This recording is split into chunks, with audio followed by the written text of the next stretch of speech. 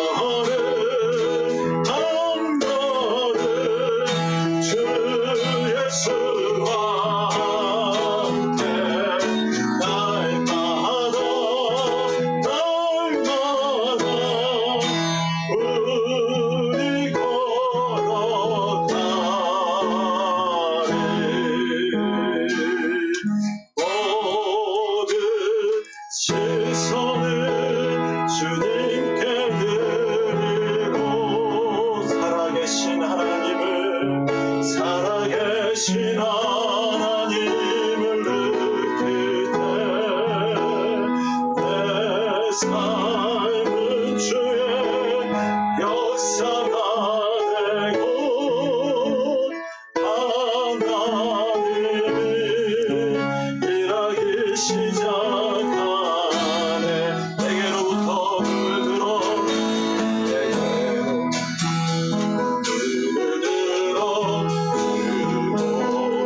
시작할 때 주의 이름 보겠네. 내 작은 마음도 느끼사 하늘에 뜨게 하네. 주님을 볼 때 모든 시선을 주님께 드리고 살아계신 하나님을 느낄 때 내 삶은 주의 역사가 되고 하나님이 일하기 시작하네. 성령이 나를 변화시켜 성령이 나를 변화시켜 모든 두려움 사라질 때 주의 이름 보겠네.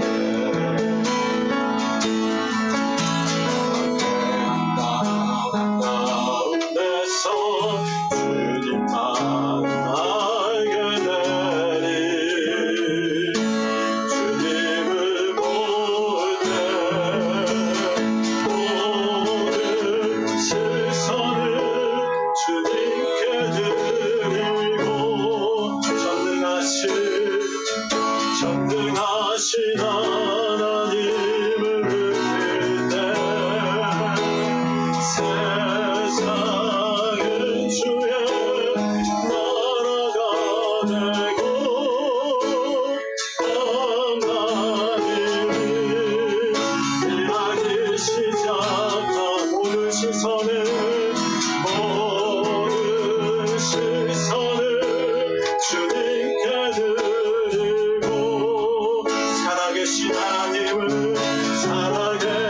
하나님을 느낄 때 내 삶은 주의 역사가 되고 하나님이 일하기 시작하네. 모든 시선을 주님께 드리고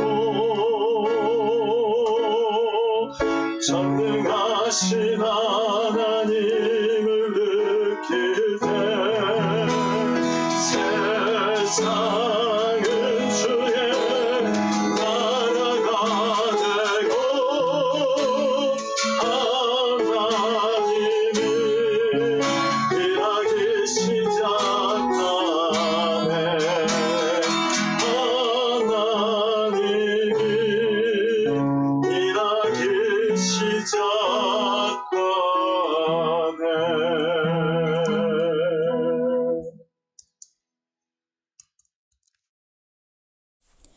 우리의 모든 것을 주관하시고 인도하신 하나님, 주님의 선하시고 인자하심에 따라 지켜주시고 보호해 주심을 감사드립니다. 혼돈의 세상에서 주님의 사랑 없이는 하루도 살 수 없음을 고백합니다.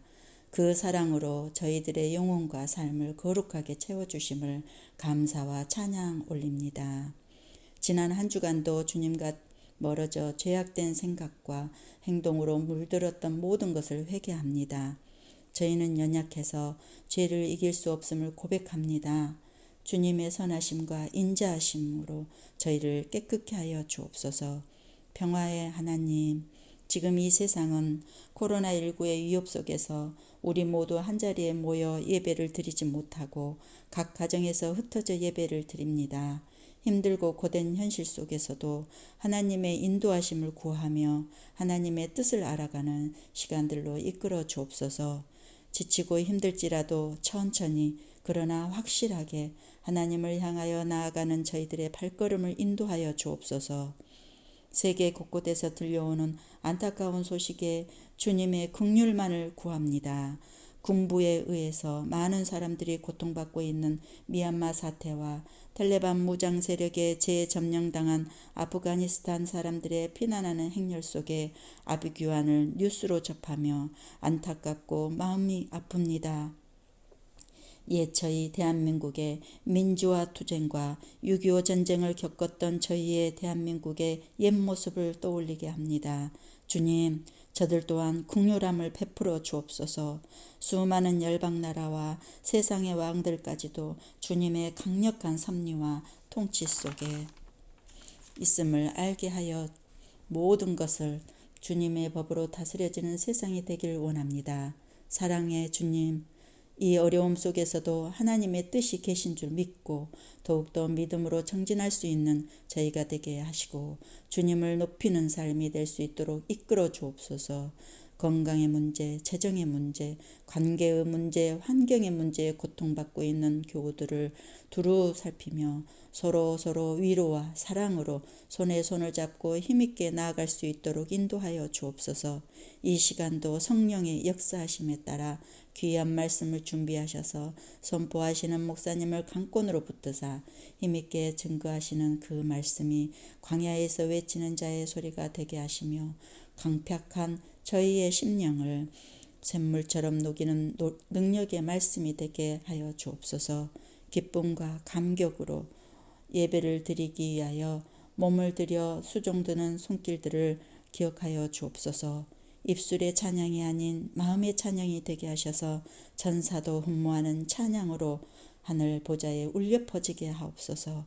지금도 저희와 함께 동행하시고 이 세상의 그리스도인을 이끌어 주시는 우리 주 예수 그리스도의 이름으로 기도합니다. 아멘. 자, 광고 드립니다. 특별한 활동이 없으니까 광고 드릴 거는 별로 없죠. 또 인사합시다. 그래도 우리 하나님 아버지께서 여전히 세상을 통치하십니다. 우리 하나님께서 여전히 세상을 통치하고 계십니다. 믿습니까? 아멘. 자, 오늘도 코비드 4단계 록다운 때문에 두 번째 영상 예배를 드립니다. 앞으로도 2번 이상은 영상 예배를 드려야 될 것 같습니다. 빨리 백신 접종이 순조롭게 이루어지고 또 각 나라에서 지금 열심히 준비하고 있는 그 코비드 치료제까지 나와서 백신 다 맞고 치료제도 있고 그러면 우리가 좀 더 자유롭게 코비드 이 코로나 바이러스 너무 걱정하지 않고 그렇게 살아갈 수 있을 것 같습니다. 이런 날이 속히 오도록 기도하시고 하나님께서 이 땅을 다스리신다는 것, 인간의 첨단 과학 문명도 인간의 힘이라는 것이 이렇게 부질없고 속수무책일 때가 얼마나 많다는 것을 겸손히 인식하고 이런 기회에 더 많은 민족과 나라들이 하나님을 의뢰할 수 있도록 또 우리 자신도 전심으로 하나님을 의뢰하는 믿음으로 더 성장하게 해달라고 또 기도할 수 있기를 바랍니다. 이제 하나님 말씀을 봉독하겠습니다. 이제 오늘부터는 성경을 각자 준비하셔서 성경을 읽으실 수 있기를 바랍니다.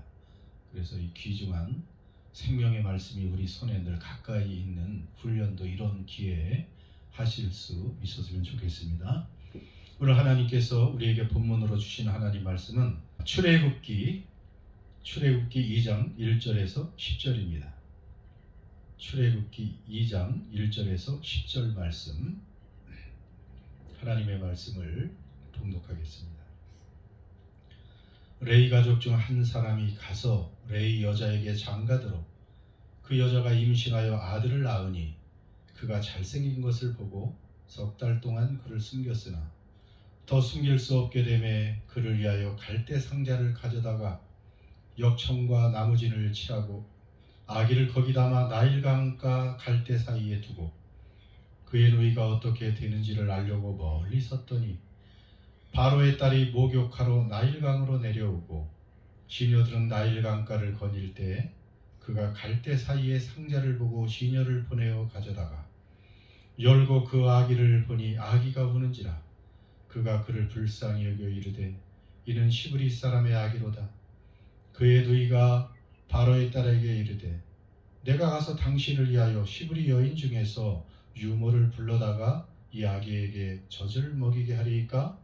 바로의 딸이 그에게 이르되 가라 하매 그 소녀가 가서 그 아기의 어머니를 불러오니 바로의 딸이 그에게 이르되 이 아기를 데려다가 나를 위하여 젖을 먹이라. 내가 그 삭슬 주리라. 여인이 아기를 데려다가 젖을 먹이더니 그 아기가 자라매 바로의 딸에게로 데려가니 그가 그의 아들이 되니라. 그가 그의 이름을 모세라 하여 이르되 이는 내가 그를 물에서 건져내었음이라 하였더라. 아멘. 예, 계속해서 출애굽기를 강의하고 있습니다. 지금 다 출애굽기를 계속 가정에서 읽으시고 미리 읽어놓으시고 하면 더 이해가 되고 은혜가 더 크게 될 줄 믿습니다. 자, 지난주에 설교에서 말씀드린 것처럼 이집트의 새 왕이 나타나서 요셉을 모르는 새로운 왕이 출현했는데 그 왕은 이스라엘 말살 정책을 썼다 그랬죠. 이스라엘 백성을 두려워해서 아주 잔인하고 무자비한 그러한 말살 정책을 사용하게 됩니다. 그래서 뭐 플랜 A, 플랜 B 얘기도 했죠. 플랜 A는 이스라엘 민족에게 아주 힘겨운 강제 노역을 시켜서 이스라엘 민족을 어떤 면에서 여러 면에서 힘들게 하는 그런 정책을 썼지만 그거 실패했고, 플랜 B 두 번째 계획은 이스라엘의 그 산파들을 이용해서 남자 아이를 죽이는 그러한 계획을 세웠지만 산파들이 하나님을 두려워함으로 인해서 그 계획도 플랜 B도 실패로 돌아갔습니다.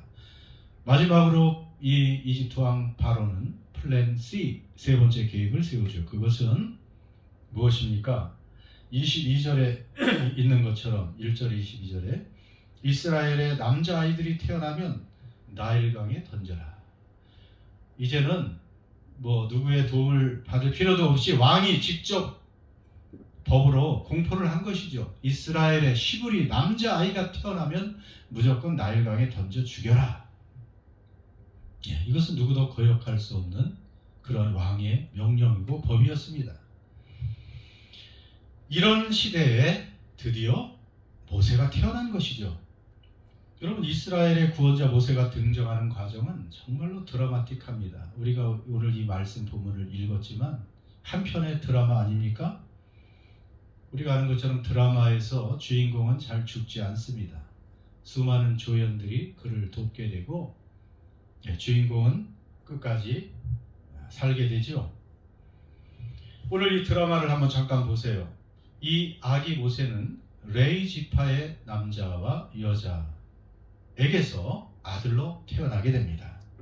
부모가 그 아기를 보니까 잘생겼다, 그래서 지켰다, 뭐 이렇게 또 말씀이 있는데, 부모 눈에 못생긴 아들이 어디 있겠습니까? 이것은 영어 성경에도 그렇고 원어적으로 보면 그 아이를 보니까 발육 상태가 너무 좋고 건강했다는 거예요. 아주 발육 상태가 좋고 건강한 그 아기를 보니 차마 나일강에 던질 수가 없었던 것입니다. 그래서 최대한 곁에 두려고 했죠. 그런데 한 3개월 숨겨 놓았는데 아이가 아주 건강하다 보니까 울음소리도 크고, 그래서 이제 어쩔 수 없이 숨길 수가 없게 되니 아이를 나일강으로 던져야 될 시간이 왔던 것이죠. 그런데 그 가족은 그 아이를 위해서 갈대 상자를 준비합니다. 갈대 상자는 그 당시에 나일강에 파피루스라는 그 갈대의 종류가 굉장히 많이 거기 번성했죠. 파피루스, 종이의 기원이 거기에서 나왔어요. 페이퍼는 그 파피루스라는 그 어원을 가지고 있습니다. 아무튼 갈대의 일종입니다. 그것을 이용해서 작은 상자를 만들고 거기에 엽청과 나무진을 다 발라서 물 셀 틈 없이 완전히 방수가 되는 이러한 갈대 상자를 만들었다는 것입니다. 그리고 아이를 그 갈대 상자에 담아서 나일강으로 가서 그 나일강 갈대 숲 사이에 그 상자를 놓았던 것이죠. 여러분, 드라마에는 주인공을 비롯해서 여러 주연 배우들이 등장한다고 했죠. 모세를 빼고 누가 있습니까? 요셉의 어머니, 이 모세의 어머니 요게벳이라고 합니다. 나중에 보면 요게벳이라고 어머니의 이름이 나와 있어요. 그 어머니의 마음이 가장 아팠겠죠. 눈물로 그 갈대 상자를 만들었을 것입니다. 3개월 이제 젖먹이던 그 아이를 갈대 상자에 넣어 버려야 되는 그 어머니 마음. 거기에 또 누가 있습니까? 모세의 아버지 아므람이라는 사람입니다. 그는 갈대 상자를 만들기 위해서 나일강가에 가서 파피루스를 준비하고 그리고 엽청과 나무진을 구해왔을 것입니다. 그리고 모세의 어머니, 모세의 누나 미리암의 역할도 굉장히 큽니다. 아이를 나일강 갈대 사이에 두었을 때 멀리서 그 동생을 둔 상자가 어떻게 되는가, 그 동생이 어떻게 되는가를 계속 지켜보고 있는 역할을 하고 있습니다. 그런데 바로 또 바로의 딸 애굽의 공주가 등장을 합니다. 중요한 그 캐릭터 중에 하나죠. 그 상황에서 목욕하러 나일강 강가로 내려왔고 갈대 상자를 발견하게 됩니다. 그리고 상자 안에서 우는 아이를 보고 불쌍히 여깁니다. 그리고 그때 다시 모세의 누이 미리암이 기지를 발휘하죠. 숨어서 공주의 반응을 살피고 그 공주가 아기를 불쌍히 여기는 것을 보고 기회를 놓치지 않고 유모를 소개해 주겠다고 말하고 자기 어머니를 소개하는 그러한 지혜를 발휘합니다. 자, 오늘 이 드라마를 우리는 잘 알고 있습니다. 저는 여기서 두 가지 중요한 주제만 이렇게 뽑아서 말씀드리려고 합니다. 우리가 잘 알듯이 하나님께서 이스라엘의 구원자로 모세를 보내신 그 시점은 바로 이러한 절망적이고 비극적인 상황 가운데 하나님이 모세를 보내셨다는 것입니다. 우리가 아는 것처럼 그 당시 이스라엘의 모든 어른들은 너무 힘겨운 강제 노역에 시달렸고 사내 아이를 낳으면 나일강으로 던져 죽여야 되는 그런 상황, 울며 죽어가던 그 수많은 남자 아기들, 어쩔 수 없이 나일강으로 그 아들을, 어린 자식들을 버려야 했던 그 부모들의 그 찢어지던 심정. 여러분, 모세는 이런 때에 탄생했다는 것을 우리는 알 수가 있습니다. 이렇게 큰 절망과 슬픔과 캄캄한 시대에 태어났습니다. 하나님은 이런 때에 구원자를 보내십니다. 그래서 그런 고통스러운 환경에서 이스라엘 백성, 자기 백성, 당신의 백성을 구원하시는 분이 하나님이십니다. 어떻게 보면 애굽의 공주도 구원자입니다. 그 애굽의 공주는 모세를 구원했지요. 모세라는 뜻 자체가 물에서 건져냈다라는 뜻이 있습니다.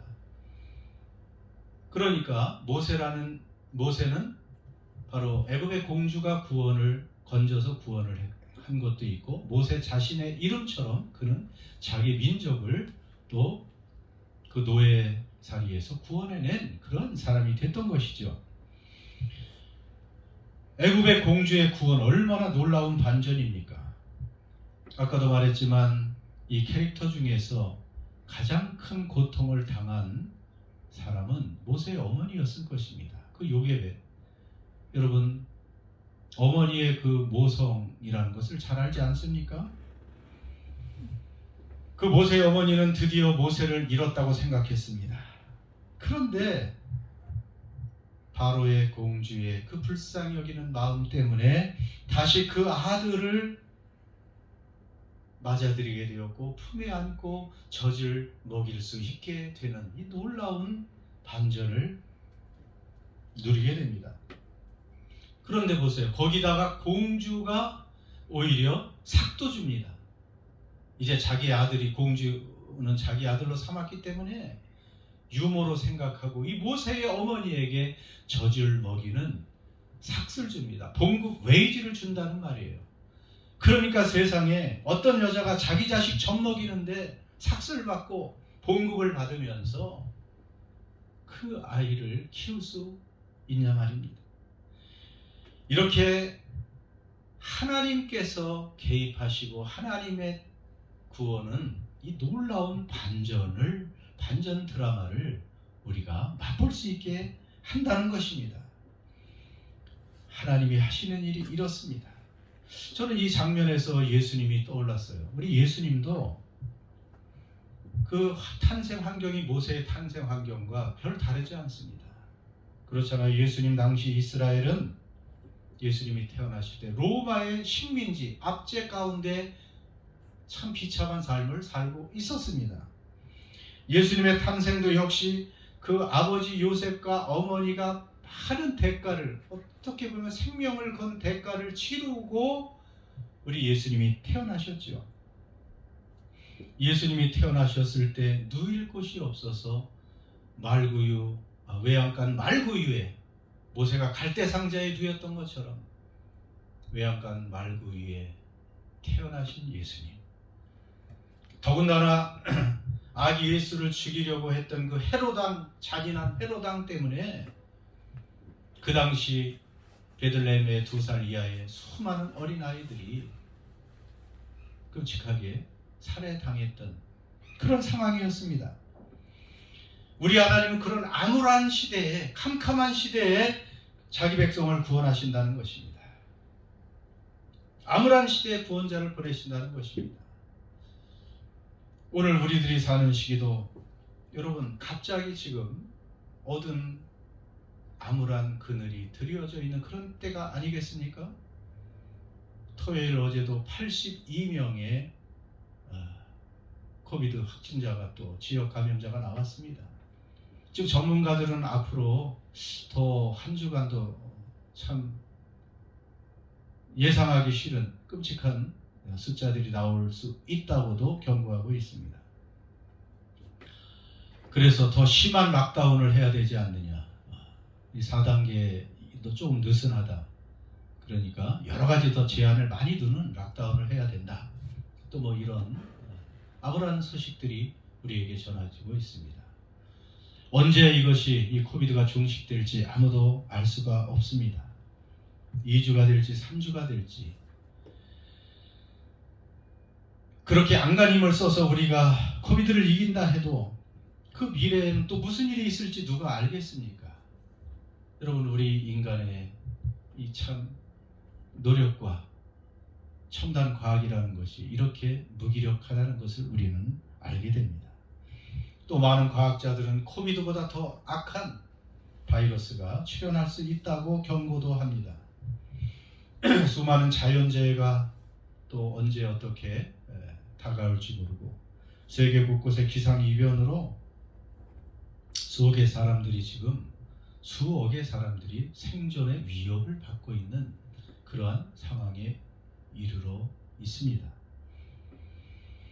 현재도 아프가니스탄에서 수만 명이 이미 전쟁으로 목숨을 잃었는데 끝나지 않고 여전히 어제도 끔찍한 폭탄 테러가 있었고 현재 진행형입니다. 여러분, 그러나 오늘 말씀을 보니까 하나님은 이런 캄캄한 시대에 구원자를 보내신다는 것입니다. 이런 절망의 시대에 모세를 보내셔서 이스라엘 백성들을 그 신음하는 노예살이에서 건져내시는 분이십니다. 가정적으로 보면 그 모세의 가정에 그 절망의 그 슬픔과 탄식의 시간에 하나님은 어떻게 보면 바로의 공주라는 사람을 이용해서 해결사를 통해서 다시 모세가 부활하는 것처럼 그러한 슬픔이 기쁨이 되는, 죽음이 생명이 되는 이런 놀라운 반전을 주시는 하나님이십니다. 그래서 저는 하나님께서 물론 이런 상황 속에서 우리는 낙심할 것이 없습니다. 하나님을 의지하는 우리들은 하나님이 구원자를 보내실 것이고 또 해결 방법과 해결사를 분명히 보내실 수 있는 하나님이십니다. 여러분, 오늘 하나님 말씀에 보면 하나님에 관한 언급은 없어요. 모세가 주인공이라고 우리가 말할 수 있고 또 여러 가지 다른 조연들이 있었지만은 하나님의 이름, 여호와 이런 이름이 하나도 언급이 되지 않습니다. 그러나 우리가 아는 것처럼 이 놀라운 드라마, 이 놀라운 역사와 상황을 다 기획하시고 연출하시고 주관하시는 분이 하나님이시라는 사실을 우리는 잘 알죠. 하나님이 보내신 것입니다. 그러니까 우리가 직면하는 이 모든 상황, 아무리 암울하고 어렵고 캄캄하고 예측할 수 없는 그러한 시간들이라고 해도 우리 하나님께서 컨트롤하고 계심을 잊지 말아야 됩니다. 여러분, 하나님은 당신을 의지하는 자기 백성들을 보호하시고 구원하시는 하나님이십니다. 요즘 아프가니스탄 그런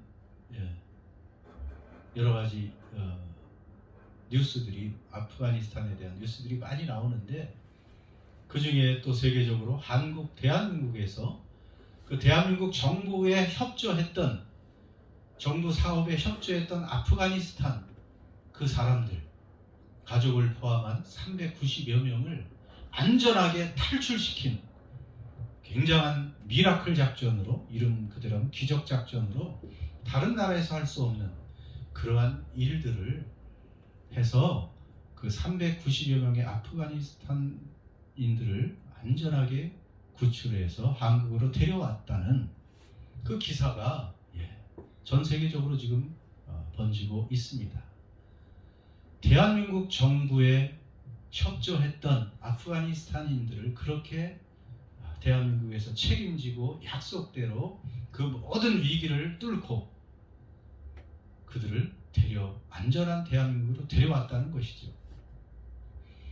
여러분, 우리도 하나님을 사랑하고 하나님의 백성이 되었고 하나님의 자녀가 되었고 하나님을 의지하고 하나님을 찬양하고 예배하고 기도하는 여러분, 우리들은 하나님께서 책임지지 않겠습니까? 하나의 정부도 그렇게 어려움을 무릅쓰고 기적적인 그 힘겨운 어려운 작전을 펼쳐서 그들을 안전한 곳으로 데려온 것처럼 하나님은 우리가 어떤 상황에 있든지 우리를 돌보시고 안전하게 지켜줄 줄 믿습니다. 하나님은 우리에게 이미 우리가 하나님 나라로 옮겨졌다고 말씀하지 않습니까? 우리는 어둠에서 빛으로, 사망에서 생명으로, 사단의 나라에서 하나님의 나라로 옮겨진 사람들입니다. 그러므로 세상이 아무리 절망으로 캄캄해도 우리는 이미 생명의 빛, 하나님의 빛, 은혜의 빛, 구원의 빛 가운데 거하는, 예수의 빛 가운데 거하는 그러한 존재가 되었음을 믿으시고 마음의 평안을 누리시기를 주의 이름으로 축원합니다. 언젠가 모세 어머니가 맛본 놀라운 그 반전의 기쁨을 우리 모두는 누리게 될 날이 있을 줄 믿습니다. 여러분, 두 번째로 오는 저는 6절의 말씀이 제게 다가왔습니다. 바로의 딸 애굽의 공주가 갈대 상자를 열어보니까 아기가 울고 있었죠. 그 우는 아기가 불쌍해 보였습니다. 불쌍해 보였어요. 그래서 그를 구원했던 것입니다. 여러분, 구원은 이 불쌍히 여기는 마음, 긍휼히 여기는 마음에서 시작되는 것입니다. 우리 하나님의 성품은 여러분, 불쌍히 여기시는 하나님, 긍휼이십니다. 여러분, 나를 불쌍히 여기소서, 하나님 나를 불쌍히 여기소서, 이런 기도보다 강력한 기도가 없어요. 하나님이 우리를 불쌍히 여기서 우리를 구원하십니다. 하나님은 이 땅에서 억압받고 고난받고 여러모로 어려운 처지에 있는 그런 사람들을 하나님은 불쌍히 여기십니다. 그래서 제가 누누이 말하지만 성경에서 고아와 과부, 나그네, 외국인이라는 말이 굉장히 많이 나옵니다. 하나님은 그리고 특별히 이들을 사랑하고 관심이 많으십니다. 고아, 과부, 그리고 외국인, 이런 사람들을 학대하는 사람에게 하나님은 심판을 내리시고, 이러한 사람들을 불쌍히 여기고 도움의 손길을 펼치는 사람들에게 하나님은 약속대로 복을 내리시는 하나님이십니다. 저는 얼마 전에 톨스토이 단편 소설을 그렇게 우연히 손에 잡혀서 읽게 되었는데, 톨스토이 소설이니까 1800년대 정도 시절이겠죠. 자, 러시아 어느 거리에 마틴이라는 구두장이가 살고 있습니다. 구두수 성공입니다. 그는 벌써 인생의 황혼기가 되었습니다. 이제 혼자 살고 있는 분이시죠. 그는 아주 성실하고 꼼꼼한 구두장이로 소문이 났습니다. 그는 창문이 하나밖에 없는 지하실의 작은 방이 그 일터이고 그의 거처였습니다. 어느 날부턴가 문득 영혼에 대한 관심이 그에게 들어왔고, 그리고 도대체 산다는 것이 무엇인지를 생각하게 되었고 다시 성경을 읽게 되었습니다. 신약 성경부터 열심히 읽어 나갔습니다. 저녁에 일을 끝내고 밥을 먹고 성경을 기도 잠깐 하고 성경을 계속 읽어 나갔다고 합니다. 성경을 읽다 보니 바리새인 시몬 이야기를 읽었습니다. 그 이야기에서 우리가 아는 것처럼 시몬은 예수님과 제자들을 식사에 초대했지만 예수님을 제대로 대접하지는 못했습니다. 그 말씀을 읽다가 이 마틴이라는 구두쟁이는 생각했어요. 만일 하나님께서 나를 찾아오신다면, 예수님께서 나를 찾아오신다면 나는 대체 어떻게 할까? 나는 어떻게 대접할 수 있을까? 이것을 생각하고 있었습니다. 그러다 깜빡 잠이 들었는데 누군가 마틴 하고 불렀습니다. 깜짝 놀라 두리번거리면서 누굴까 찾아보아도 아무도 없었습니다. 그런데 또다시 또렷한 말소리가 들려왔습니다. 마틴, 내일 창밖으로 길을 잘 보아라. 내가 네게로 갈 것이다. 꿈인지 생시인지 알 수 없었지만 그 다음날 마틴은 일어나자마자 기도를 드리고 창가에 더 가까이 앉아서 일을 시작했습니다. 마음속으로 어젯밤의 일을 생각하고 정말 예수님이 오실까 생각하면서 밖을 내다보며 일을 했습니다. 수많은 발들이 지나갔습니다. 그런데 그 중에 또 눈에 띄는데 옆집 상인의 하인인 스테파네치라는 노인이 여기저기 기운 낡은 장화를 신고 눈을 열심히 치우고 있다가 그 창가로 다가와 상을 놓고 쉬고 있었습니다. 그는 지쳐있고 몸이 얼어 있었습니다. 마틴은 그를 들어오게 했습니다. 그리고 따뜻한 차를 따라주었고 또 한 컵 더 권해서 마시게 하고 몸을 녹이고 쉬게 했습니다. 늙은 아이는 몸도 마음도 따뜻해지고 힘을 얻어 돌아갔습니다. 그 뒤에도 마틴은 일을 하면서 간간히 계속 바깥을 보고 있었습니다. 이번에는 아기까지 있는 어떤 여인이 아기를 업고 창가에 서 있었습니다. 겨울인데 아기를 감싸줄 담요도 없이 그 여인은 여름 옷을 입고 서 있었습니다. 마틴은 얼른 그 여인을 들어오게 해서 난로가에 앉히고 굶은 그 여인에게 빵을 나눠주고 그리고 스프도 건네주었습니다. 그리고 그 여인과 이야기 끝에 그 여인이 목도리조차 전당 잡혔다는 것을 알게 되었습니다. 그래서 마틴은 전당 잡힌 목도리를 찾으라고 돈도 주고 자신의 오래된 낡은 외투를 건네주었습니다. 그러자 여인은 감사의 인사를 하고 아이와 함께 떠났습니다. 다시 일을 계속하다가 저녁이 되었고 또 벽장에서 성경을 꺼내 펼치자 어젯밤 꿈이 되살아났습니다. 그리고 부스럭거리는 소리가 귀에 들렸습니다. 마틴이 뒤를 돌아다 보니까 어두컴컴한 구석에 사람이 서 있었습니다. 누군지 알 수 없었습니다. 소리가 들려왔습니다. 마틴, 마틴, 너는 나를 알아보지 못했지? 누구를요? 그러자 어두운 한 구석에서 그 하인 스테파네치가 앞으로 나오더니 빙그레 웃으며 사라졌습니다. 목소리가 말했습니다. 그는 나였다. 그러자 어두운 한 구석에 아기를 아는 여자가 나타났고 또 빙그레 웃다가 사라졌습니다. 또 목소리가 말했습니다. 그것도 나였다.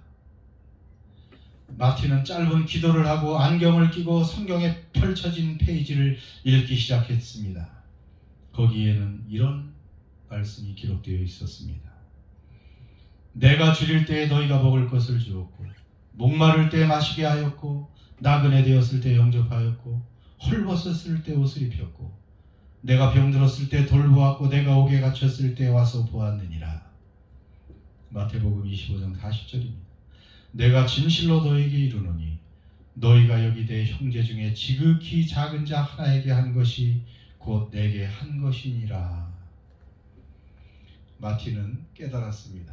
지난밤 비몽사몽간에 자기가 들은 그 소리는 내가 내게 갈 것이라는 그 예수님의 약속은 헛되지 않아서 그날 어김없이 예수께서 그를 찾아 오셨고 마틴은 바로 예수님을 대접했다는 것을 깨달았습니다.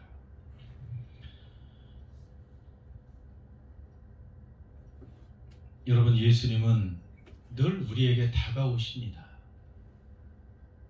오늘 말씀 이 마태복음에 의하면 예수님은 여러 모습으로 우리에게 다가오죠. 특별히 연약한 모습에 연약한 사람의 모습으로, 불쌍한 어린이의 모습으로, 도움이 필요한 그런 사람의 모습으로 늘 다가오시죠. 그런데 우리의 마음이 불쌍히 여기는 마음, 긍휼히 여기는 마음, 예수님 닮은 그 마음이 부족해서 그 예수님을 알아보지 못하는 것입니다. 성경은 분명히 우리의 도움이 필요한 주변에 연약하고 불쌍한 사람들이 주님 자신이라고 알려주십니다. 주님은 우리 그리스도인들이, 우리 자신들이 바로 이 주님의 마음을 품은 긍휼의 사람이 되기를 원하십니다. 말씀을 마칩니다. 오늘 말씀 두 가지 포인트를 기억하시기 바랍니다. 우리 주님은 앞이 보이지 않는 캄캄한 그런 시간에 당신의 백성들을 위해서 구원자를 보내시고 오히려 새로운 은혜를 예비하고 계시다는 사실입니다. 죽었다고 생각한 아들을 다시 품에 안고 젖을 먹이는데 월급까지 받는 이런 놀라운 반전 드라마를 우리에게 주시는 하나님이심을 믿으시기 바랍니다. 또한 우리 하나님은 긍휼의 하나님이십니다. 긍휼로 인해서 구원이 이루어지고, 하나님은 오늘도 우리가 주의 마음을 품고 주변의 사람들, 그저 세상의 환경, 물질로 인해서만 곤핍함을 누리는 그런 사람들이 아닌, 또 영적으로 봐도 그 사방의 음침한 골짜기에서 살아가는 그 수많은 사람들을 향해 긍휼의 마음을 품고 우리도 구원자가 되기를 주님은 바라십니다. 우리 모두 이러한 은혜를 누리시는 주의 자녀들이 되시기를 주의 이름으로 축원합니다. 다 기도하겠습니다. 이제 우리 말씀을 기억하면서 잠깐이라도 우리 마음을 다해서 우리 하나님께 간구하겠습니다. 기도하겠습니다. 여러분, 세상은 또 뉴질랜드도 이렇게 코비드로 캄캄한 상황이 있습니다. 이게 언제 얼마 동안 지속될지, 이 미래는 또 어떻게 펼쳐질지 우리는 알 수 없지만 하나님은 우리를 책임져 주십니다. 하나님은 우리의 구원자가 되십니다. 요게벳 공주도 보내시고 모세도 보내시고 예수님을 보내셔서 우리를 구원하시는 하나님, 한 나라의 정부도 자기에게 도움을 준 그러한 사람들을 목숨 걸고 구출해냅니다. 우리 하나님의 손에서 아무도 뺏을 수가 없습니다. 하나님 안에 있는 우리들은 안전합니다. 그러므로 여러분, 하나님을 더 의지하고 우리의 구원 되시는 하나님만 더 사랑하고 의지하는 우리가 되기를 바랍니다.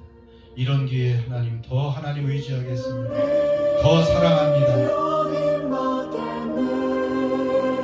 하나님 더 기도하겠습니다.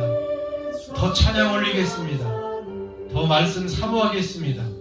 여러분, 이 결단으로 하나님 사랑하고 섬길 때 하나님 끊임없이 우리를 영원까지 지켜주실 줄 믿습니다. 또한 우리에게 긍휼의 마음을 달라고, 이 땅에서 우리가 주님의 마음을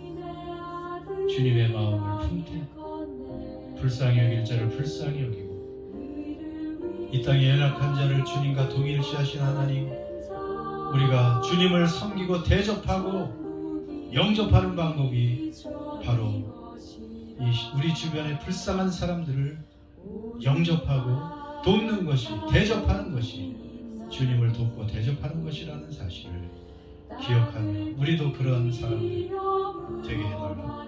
잠깐 기도할 수 있기를 바랍니다. 하나님 아버지, 목마른 자는 저희 배에 부를 것이요 긍휼히 여기는 자는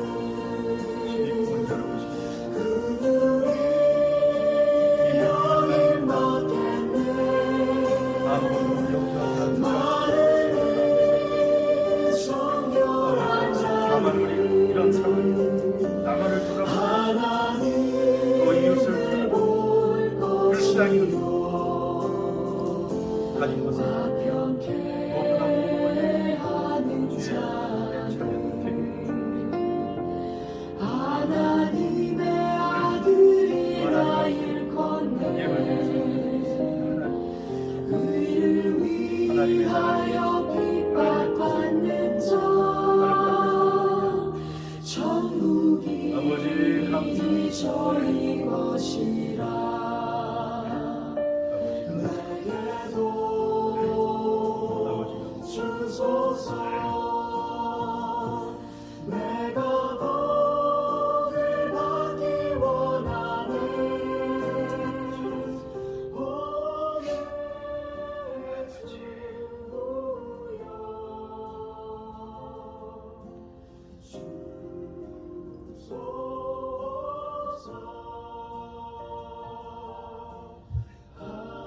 기도하겠습니다. 두려워 말라, 내가 너와 함께함이니라. 놀라지 말라, 나는 네 하나님이 됨이니라. 내가 너를 굳세게 하리라. 참으로 너를 도와주리라. 참으로 나의 의로운 오른손으로 너를 붙들리라. 아무것도 염려하지 말고 오직 모든 일에 너희 구할 것을 감사함으로 하나님께 하리라. 너희 염려를 주께 맡겨버리라. 이는 내가 너희를 돌보기 때문이라고 하신 주님, 오늘 말씀처럼 아무리 캄캄한 절망의 시간에, 그러한 암울한 시간이라 할지라도 우리 하나님 구원자를 보내셔서 구원하시니 감사합니다. 이미 오늘 우리에게는 영원한 구원자 예수 그리스도를 보내주셔서 우리 대신 죽고 부활하시고 승천하시고 이제 우리를 위해서 영원히 중보기도 하시며 우리를 지키시는 목자가 되어 주시니 감사합니다. 그러므로 오늘 우리는 이미 하나님의 나라로 옮겨진 주의 백성이여 자녀들로서 어느 상황에서든지 두려워하지 않고 오직 하나님만 더 의지하고 감사하며 기뻐하며 하나님 더 열심히 기도하고 찬양하며 말씀을 묵상하며 믿음 안에 거하는 주의 백성들이 다 되게 하여 주옵소서. 그 가운데 우리는 더 주님의 마음, 그 긍휼의 마음을 닮아 하나님처럼 이 땅에 우리의 도움이 필요한 자들에게 가진 것을 나누되 무엇보다 영생의 복음을 나누는 우리 사랑하는 모든 은혜 나누게 성도들 되게 하여 주시옵소서. 하나님이 코비드의 기간이 하나님의 은혜로 기왕이면 속히 단축되기를 간구합니다. 긍휼히 여겨 주시옵소서. 오늘도 하나님 예배드리며 마음을 담은 예물을 하나님께 드린 손길들이 있습니다.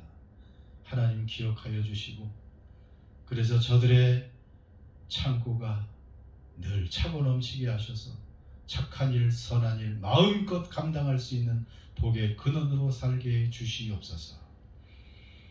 이제는 우리 주 예수 그리스도의 십자가의 은혜와 아들까지 아낌없이 내어주시는 하나님 아버지의 그 영원하신 사랑하심과 오늘도 우리와 함께 동거하시고 보혜사 되시는 성령의 교통하심과 능력 주시고 위로하심이 사랑하는 모든 은혜 나는 교회 예배자들과 흩어진 가족들과 교회와 미래 위에 이제와 영원토록 함께 하시기를 간절히 축원하옵나이다.